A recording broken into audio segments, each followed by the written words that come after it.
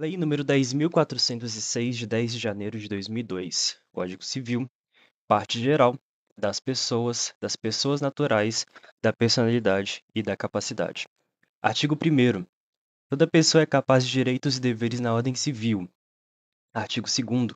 A personalidade civil da pessoa começa com o nascimento com vida, mas a lei põe a salvo, desde a concepção, os direitos do nascituro. Artigo 3º. São absolutamente incapazes de exercer pessoalmente os atos da vida civil os menores de 16 anos. Lembrando que absolutamente incapaz deve ser representado e relativamente incapaz deve ser assistido. Artigo 4º. Estão incapazes relativamente a certos atos ou a maneira de os exercer. Inciso 1. Os maiores de 16 anos e menores de 18. Inciso 2. Os ébrios habituais e os viciados em tóxico. Inciso 3. Aqueles que por causa transitória ou permanente não puderem exprimir sua vontade. Inciso 4. Os pródigos. Parágrafo único. A capacidade dos indígenas será regulada por legislação especial. Artigo 5º. A menoridade cessa aos 18 anos completos, quando a pessoa fica habilitada à prática de todos os atos da vida civil. Parágrafo único. Cessará para os menores a incapacidade, inciso 1º, pela concessão dos pais ou de um deles na falta de outro, mediante instrumento público, independente de homologação judicial ou por sentença do juiz ouvido o tutor, se o menor tiver 16 anos completos. Inciso 2. Pelo casamento. Inciso 3. Pelo exercício de emprego público efetivo. Inciso 4. Pela colação de grau em curso superior. Inciso 5. Pelo estabelecimento civil ou comercial ou pela existência de relação de emprego, desde que, em função deles, o menor com 16 anos completos tenha economia própria. Artigo 6º. A existência da pessoa natural termina com a morte, presume-se esta quanto os ausentes, nos casos em que a lei autoriza a abertura da sucessão definitiva. Artigo 7º. Pode ser declarada a morte presumida sem a decretação de ausência. Inciso 1. Se for extremamente provável a morte de quem estava em perigo de vida. Inciso 2. Se alguém desaparecido em campanha ou feito prisioneiro não for encontrado até 2 anos após o término da guerra. Parágrafo único. A declaração da morte presumida nesses casos somente poderá ser requerida depois de esgotadas as buscas e averiguações, devendo a sentença fixar a data provável do falecimento. Artigo 8º. Se dois ou mais indivíduos falecerem na mesma ocasião, não podendo se averiguar se algum dos comorientes precedeu aos outros, presumir-se-ão simultaneamente mortos. Artigo 9º. Serão registrados em registro público. Inciso 1. Os nascimentos, casamentos e óbitos. Inciso 2. A emancipação por outorga dos pais ou por sentença do juiz. Inciso 3. A interdição por incapacidade absoluta ou relativa. Inciso 4. A sentença declaratória de ausência e de morte presumida. Artigo 10. Far-se-á a averbação em registro público das sentenças que decretarem a nulidade ou anulação do casamento, o divórcio, a separação judicial e o restabelecimento da sociedade conjugal. Inciso 2. Dos atos judiciais ou extrajudiciais que declararem ou reconhecerem a filiação. Capítulo 2. Dos direitos da personalidade. Artigo 11. Com exceção dos casos previstos em lei, os direitos da personalidade são intransmissíveis e irrenunciáveis, não podendo seu exercício sofrer limitação voluntária. Artigo 12. Pode-se exigir que cesse a ameaça ou a lesão a direito à personalidade e reclamar perdas e danos sem prejuízo de outras sanções previstas em lei. Parágrafo único. Em se tratando de morto, terá legitimação para requerer a medida prevista nesse artigo o cônjuge sobrevivente ou qualquer parente em linha reta ou colateral até o 4º grau. Artigo 13. Salvo por exigência médica, é proibido, é defeso, o ato de disposição do próprio corpo, quando importar a diminuição permanente da integridade física ou contrariar os bons costumes. Parágrafo único. O ato previsto nesse artigo será admitido para fins de transplante na forma estabelecida em lei especial. Artigo 14. É válida com objetivo científico ou altruístico a disposição gratuita do próprio corpo no todo ou em parte para depois da morte. Parágrafo único. O ato de disposição pode ser livremente revogado a qualquer tempo. Artigo 15. Ninguém pode ser constrangido a submeter-se com risco de vida a tratamento médico ou a intervenção cirúrgica. Artigo 16. Toda pessoa tem direito ao nome, nele compreendidos o prenome e o sobrenome. Artigo 17. O nome da pessoa não pode ser empregado por outrem em publicações ou representações que exponham ao desprezo público, ainda quando não haja intenção difamatória. Artigo 18.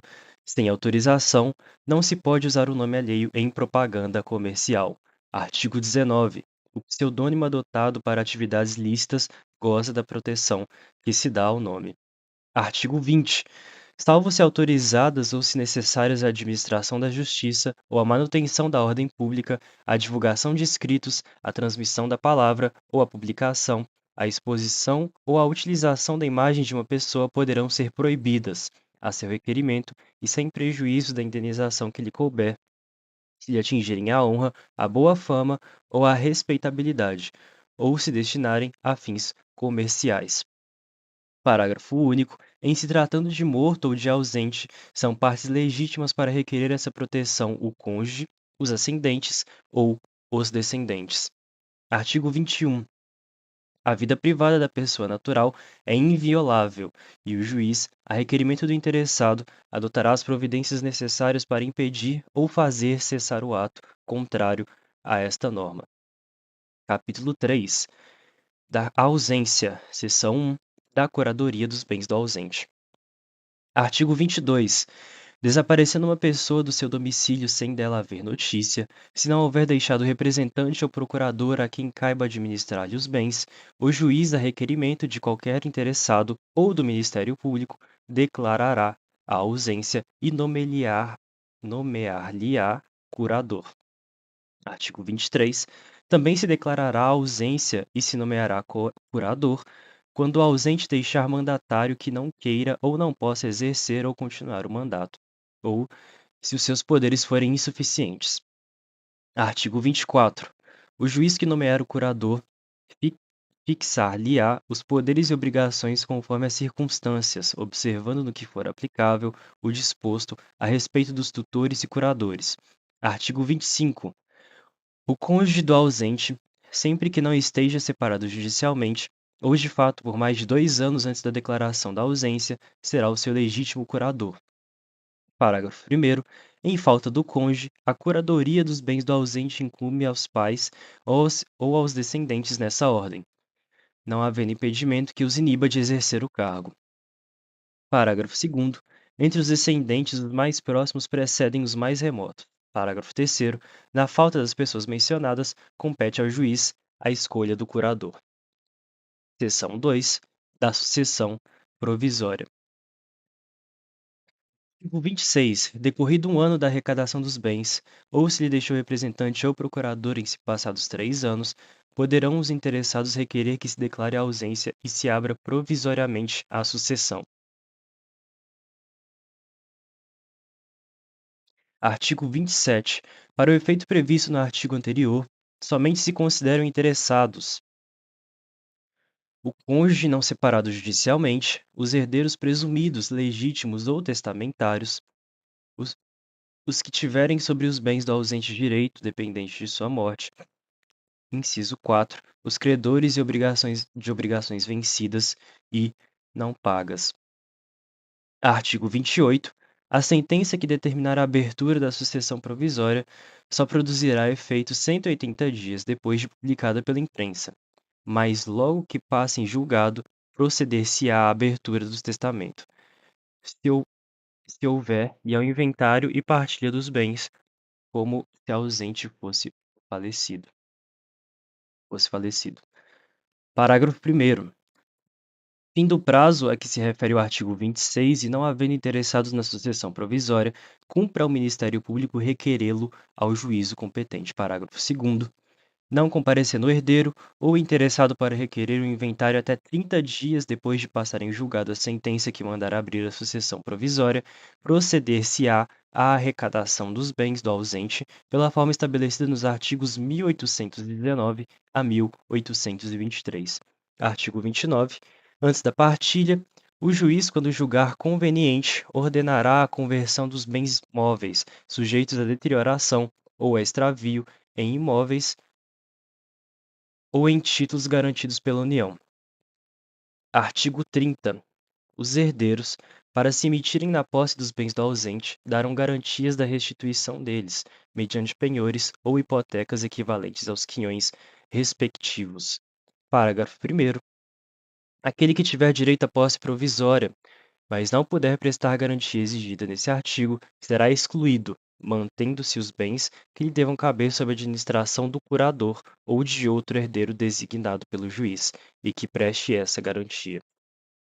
Perdão. Parágrafo 2º. Os ascendentes ou descendentes e o cônjuge, uma vez provada a sua qualidade de herdeiros, poderão, independente de garantia, entrar na posse dos bens do ausente. Artigo 31.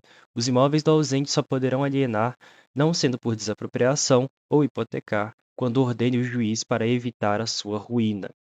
Artigo 32.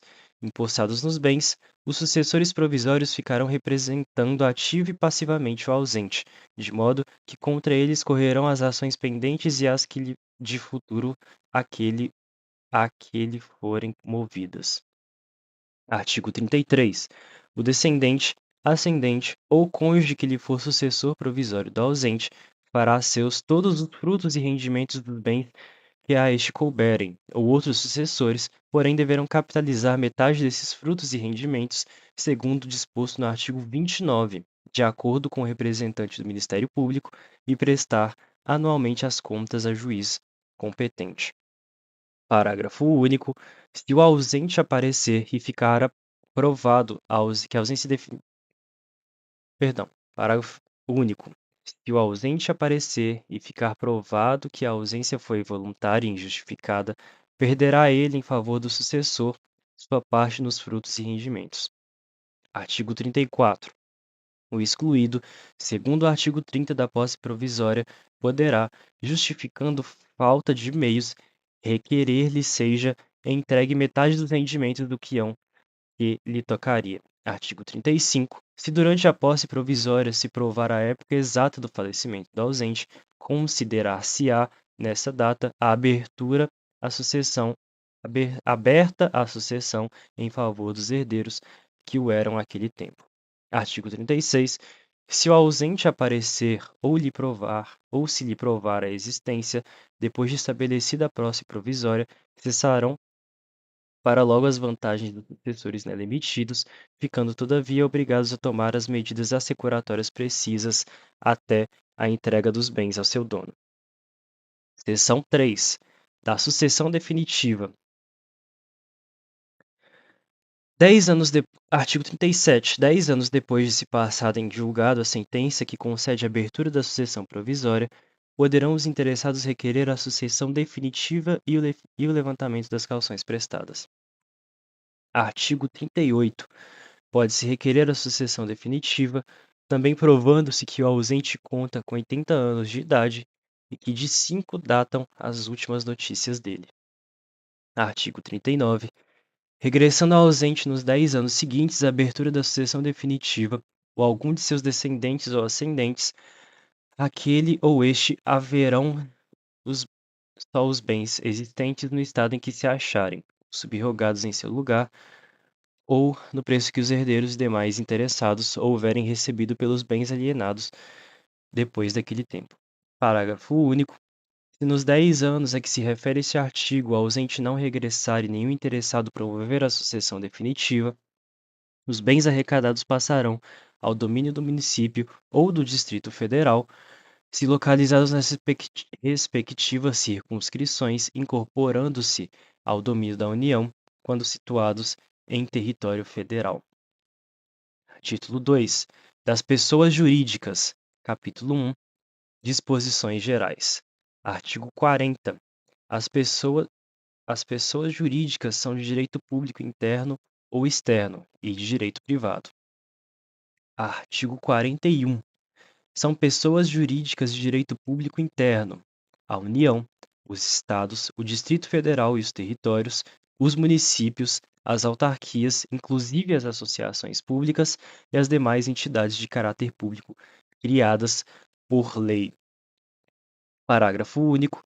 Salvo disposição em contrário, as pessoas jurídicas de direito público a que se tenha dado estrutura de direito privado regem-se no que couber quanto ao seu funcionamento pelas normas deste Código.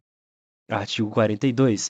São pessoas jurídicas de direito público externo, os Estados estrangeiros e todas as pessoas que forem regidas pelo direito internacional público. Artigo 43. As pessoas jurídicas de direito público interno são civilmente responsáveis por atos dos seus agentes que, nesta qualidade, causem dano a terceiros, ressalvado o direito regressivo contra os causadores do dano, se houver, por parte destes, culpa ou dolo. Responsabilidade objetiva. Artigo 44. São pessoas jurídicas de direito privado: as associações, as sociedades, as fundações, as organizações religiosas, os partidos políticos, os empreendimentos de economia e os empreendimentos de economia solidária. Atualização de 2024. Parágrafo 1º. São livres da criação e organização e a estrutura interna e ao funcionamento das organizações religiosas, sendo vedado ao poder público negar-lhes reconhecimento ou registro dos seus atos constitutivos e necessários ao seu funcionamento. As disposições concernentes às associações aplicam-se subsidiariamente aos empreendimentos de economia solidária e às sociedades que são objetos do livro 2, parte especial desse Código. Atualização de 2024. Parágrafo 3º.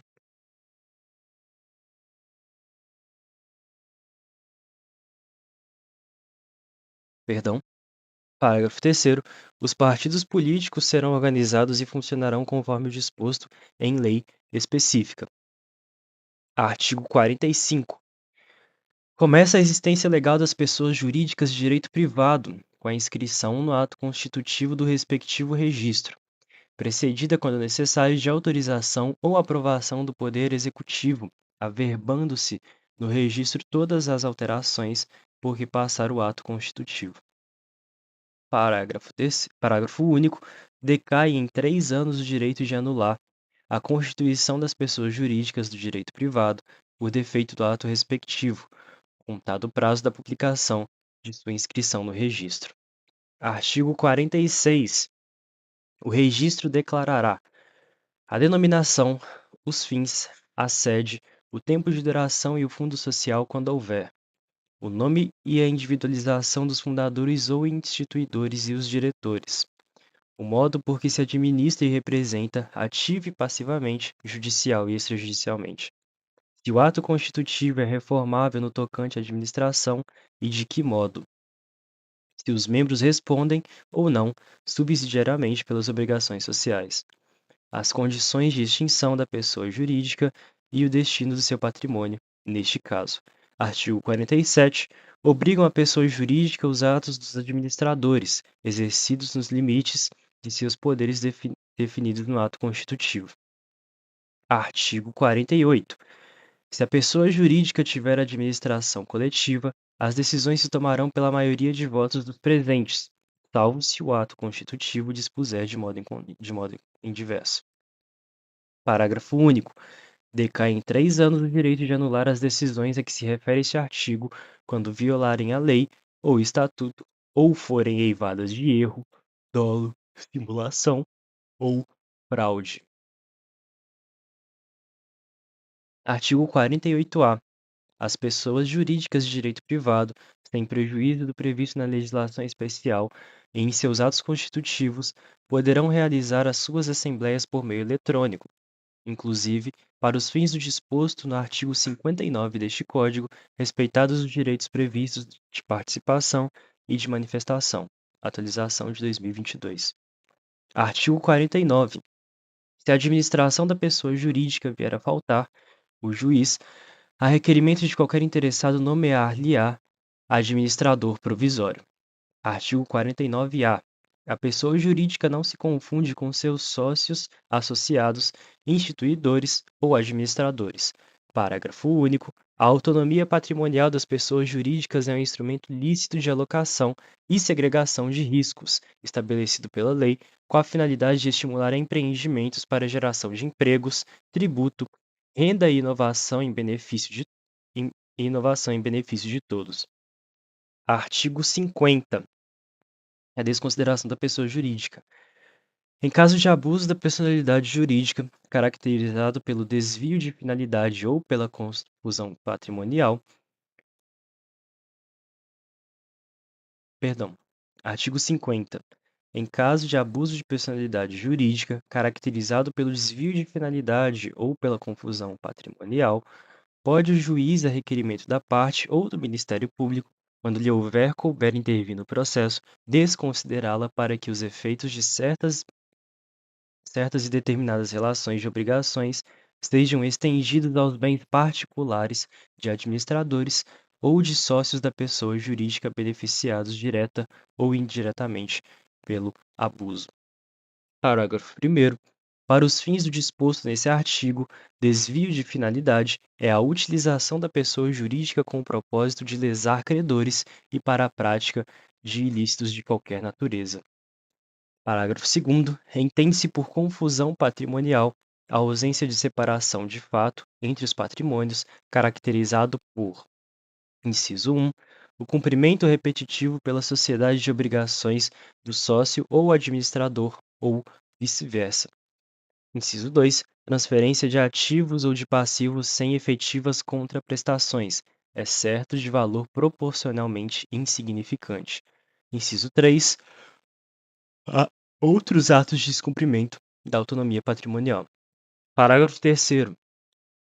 O disposto no caput e nos parágrafos 1º e 2º desse artigo também se aplica à extensão das obrigações de sócios ou administradores à pessoa jurídica. Esse artigo é da desconsideração inversa da pessoa jurídica e será responsabilizado pelo débito do próprio sócio. Parágrafo 4º. A mera existência de grupo econômico sem a presença dos requisitos de que trata o caput desse artigo não autoriza a desconsideração da personalidade jurídica. Parágrafo 2º. Não constitui desvio de finalidade a mera expansão ou alteração da finalidade original da atividade econômica específica da pessoa jurídica. Artigo 51.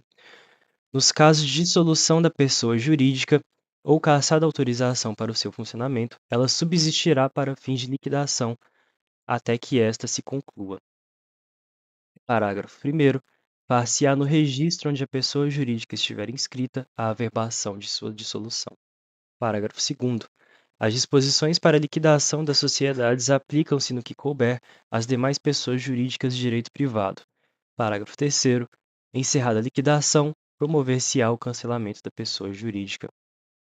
Artigo 52. Aplica-se às pessoas jurídicas no que lhe couber a proteção dos direitos da personalidade. Capítulo 2. Das associações. Constituem-se as associações pela união de pessoas que se organizam para fins não econômicos. Parágrafo único. Não há entre os associados direitos e obrigações recíprocos. Artigo 54. Sob pena de nulidade, o Estatuto das Associações conterá a denominação e os fins e a sede da associação, os requisitos para admissão, demissão e exclusão dos associados, os direitos e deveres dos associados, as fontes de recurso para sua manutenção, o modo de constituição e funcionamento dos órgãos deliberativos, as condições para alteração das disposições estatutárias e para a dissolução, a forma de gestão administrativa e de aprovação das respectivas contas. Artigo 55. Os associados devem ter iguais direitos, mas o Estatuto poderá instituir categorias com vantagens especiais. Artigo 56. A qualidade de associado é intransmissível se o Estatuto não dispuser ao contrário. Parágrafo único. Se o associado for titular de cota ou fração ideal do patrimônio da associação, a transferência daquela não importará, de per si, na atribuição da qualidade do associado ao adquirente ou ao herdeiro, salvo disposição diversa do Estatuto. Artigo 57. A exclusão do associado só é admissível havendo justa causa, assim reconhecida em procedimento, que assegure direito de defesa e de recurso nos termos previstos no Estatuto. Artigo 58. Nenhum associado poderá ser impedido de exercer direito ou função que lhe garanta que lhe tenha sido legitimamente conferido, a não ser nos casos e pela forma prevista em lei ou no Estatuto. Artigo 59. Compete privativamente à Assembleia Geral destituir os administradores e alterar o Estatuto. Parágrafo único. Para deliberações a que se referem os incisos 1 e 2 desse artigo, é exigido deliberação da Assembleia especialmente convocada para esse fim, cujo quórum será estabelecido no Estatuto, bem como os critérios de eleição dos administradores. Artigo 60. A convocação dos órgãos deliberativos far-se-á na forma do Estatuto, garantindo a 1/5 dos associados o direito de promovê-la. Artigo 61. Dissolvida a associação, o remanescente do seu patrimônio líquido depois de deduzidas, se for o caso, as cotas ou frações ideais referidas no parágrafo único do artigo 56, será destinado à entidade de fins não econômicos designada no Estatuto, ou omisso este, por deliberação dos associados à instituição municipal, estadual, federal, de fins idênticos ou semelhantes. Parágrafo 1º. Por cláusula do Estatuto ou no seu silêncio por deliberação dos associados, podem estes, antes da destinação do remanescente referido neste artigo, receber a restituição atualizada do valor ou as contribuições que tiverem prestado no patrimônio da associação. Parágrafo 2º. Não existindo no município, no estado, no Distrito Federal ou no território em que a associação tiver sede, instituição nas condições indicadas nesse artigo, o que remanescer no seu patrimônio se devolverá à Fazenda do Estado, do Distrito Federal ou da União. Capítulo 3. Das fundações. Para criar uma fundação, o seu instituidor fará por escritura pública ou testamento, dotação especial de bens, especificando o fim a que se destina e declarando, se quiser, a maneira de administrá-la. Parágrafo único. A fundação somente poderá constituir-se para fins de assistência social, cultura, defesa e conservação do patrimônio histórico e artístico, educação, saúde, segurança alimentar e nutricional, defesa, preservação e conservação do meio ambiente e promoção do desenvolvimento sustentável, pesquisa científica, desenvolvimento de tecnologias alternativas, modernização de sistemas de gestão, produção e divulgação de informações e conhecimentos técnicos e científicos, promoção da ética, da cidadania, da democracia e dos direitos humanos, atividade religiosa. Artigo 63. Quando insuficientes para constituir a fundação, os bens a ela destinados serão, se de outro modo não dispuser o instituidor, incorporados em outra fundação que se proponha a fim igual ou semelhante. Artigo 64. Constituída a fundação por negócio jurídico entre vivos, o instituidor é obrigado a lhe transferir a propriedade ou outro direito real sobre os bens dotados e, se não o fizer, serão registrados em nome dela por mandado judicial. Artigo 65. Aqueles a quem o instituidor cometer a aplicação do patrimônio, em tendo ciência do cargo, formularão, de acordo com as suas bases, o estatuto da fundação projetada, submetendo-o em seguida à aprovação da autoridade competente, com recurso a juiz. Parágrafo único. Se o estatuto não for elaborado no prazo assinado pelo instituidor, ou não havendo prazo, em 180 dias, a incumbência caberá ao Ministério Público. Artigo 66. Velará pelas fundações o Ministério Público do Estado, onde situadas. Parágrafo 1º. Se funcionarem no Distrito Federal ou território, caberá o encargo ao Ministério Público do DF e territórios. Parágrafo 2º. Se estenderem a atividade por mais de um estado, caberá o encargo em cada um deles, ao respectivo Ministério Público. Artigo 67. Para que se possa alterar o Estatuto da Fundação, é mister que a reforma, inciso 1, seja deliberada por 2/3 dos competentes para gerir e representar a Fundação. Inciso 2, não contrarie ou desvirtue o fim dessa. Inciso 3, esteja aprovada pelo órgão do Ministério Público no prazo máximo de 45 dias, fim do qual, ou no caso de o Ministério Público a denegar, poderá o juiz supri-la, a requerimento do interessado. Artigo 68. Quando a alteração não houver sido aprovada por votação unânime, os administradores da Fundação se submeterem ao Estatuto. Perdão, de novo. Artigo 68.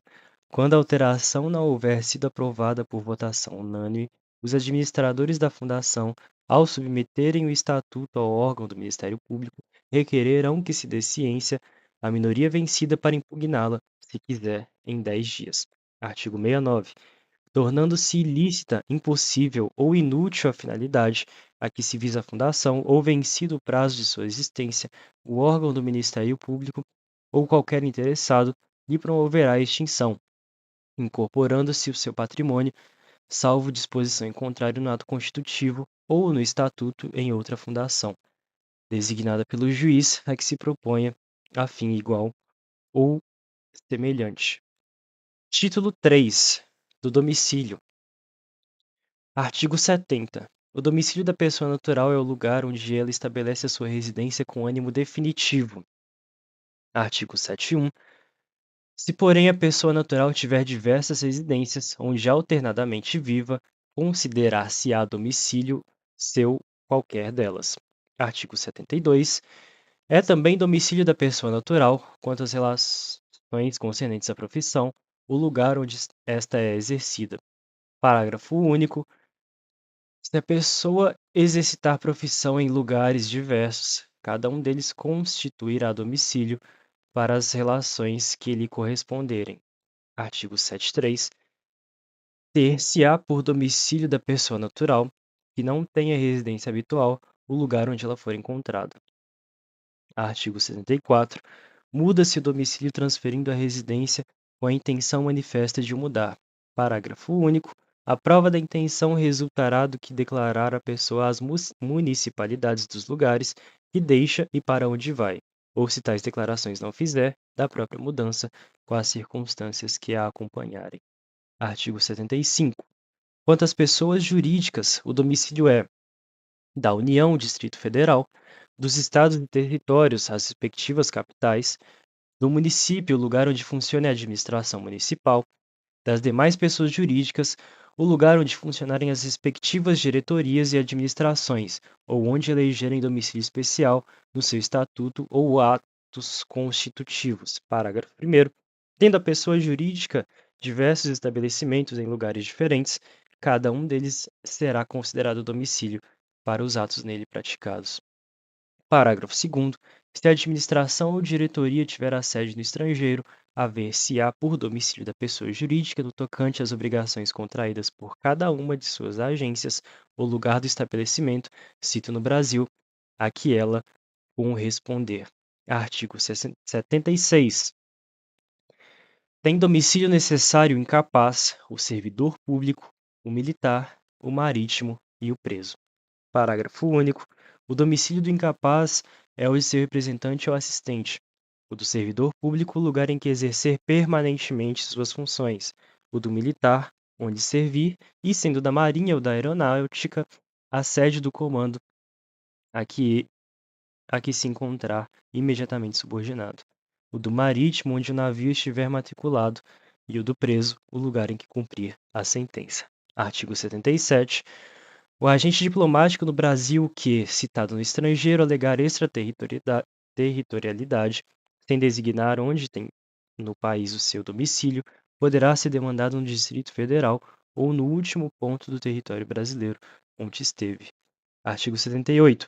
Nos contratos escritos, poderão os contratantes especificar domicílio onde se exercitem e cumpram os direitos e obrigações deles resultantes. No próximo vídeo, a gente começa com o artigo 79 e encerramos por aqui a primeira parte do Código Civil.